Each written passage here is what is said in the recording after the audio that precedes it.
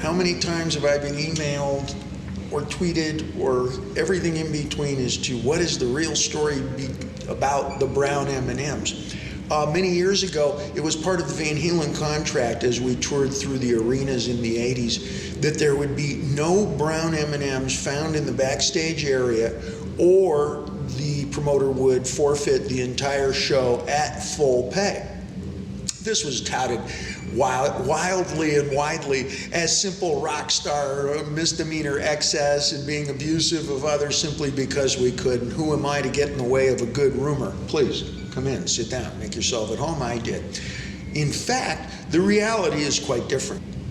Van Halen was the first to take 850 par lamp lights, huge lights, around the country.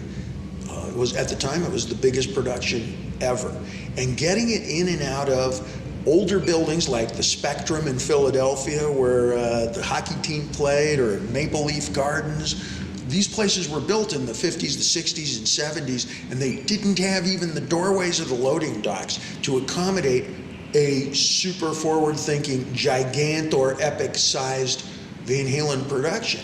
Our setup time and our teardown time was going 3 times over. We were going into Union Golden time. It was taking 6, 8, 7, 9 hours longer than it should have, etc. A lot of that was because the crew was unfamiliar with this size of a production. The rest of it was because a lot of the promoters, and it was a little bit more cowboy back in the 80s in the promotional field than it is today. The promoters frequently didn't read the contract writer, and we would have structural physical issues because, hey, there wasn't the proper electricity, load bearing, stress, etc. So, in the middle of a huge contract writer, keeping in mind that most rock and roll bands had a contract writer, it was like a pamphlet. We had one that was like the Chinese phone book. It was huge, and in the very middle of it, I had them place a clause that just out of the middle of nowhere, it would say, for example, there will be 12 ampere high voltage sockets placed at 15-foot intervals, not to exceed the load bearing, etc., etc. And then just out of the middle of nowhere, it said there will be no brown M&Ms in the backstage area, or the promoter will forfeit the show at full price. What was the point?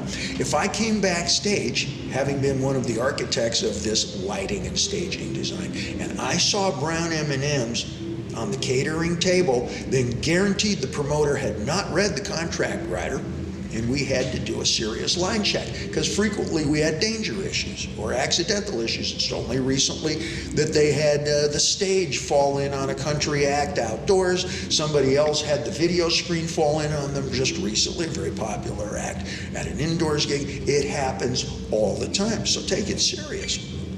Well, after seeing brown M&Ms and ceremoniously and very theatrically destroying the dressing room to try to get the message across, lest we have a disaster like recently happened, the word got around that, hey, take this seriously. Invariably, I would show up backstage an hour or two early, and there would be 2 old gals in their 70s, just like the cafeteria ladies when we were in grade school, with the bosoms all the way down to the counter with big plastic gloves, and they would be separating the brown M&Ms out of the several 5-pound bags into their own jar, and that jar would then be sealed and whisked away to be given to the appropriate audience for that kind of a thing.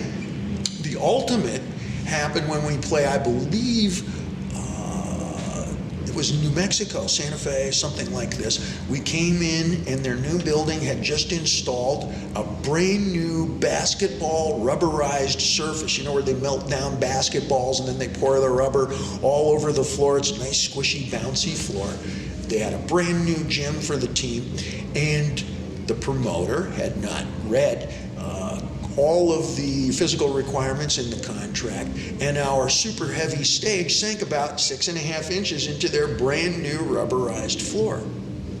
Backstage, not knowing this, I walked in and saw brown M&Ms. So I trashed the dressing room a little bit.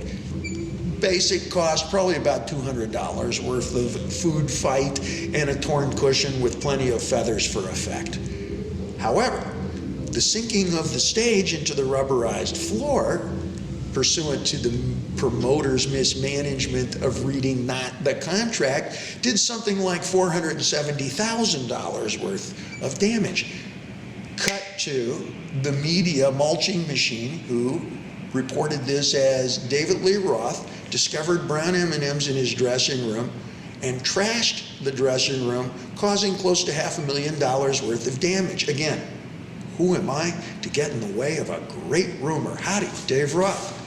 Make yourself at home. You got a brown M&M? Just ask it.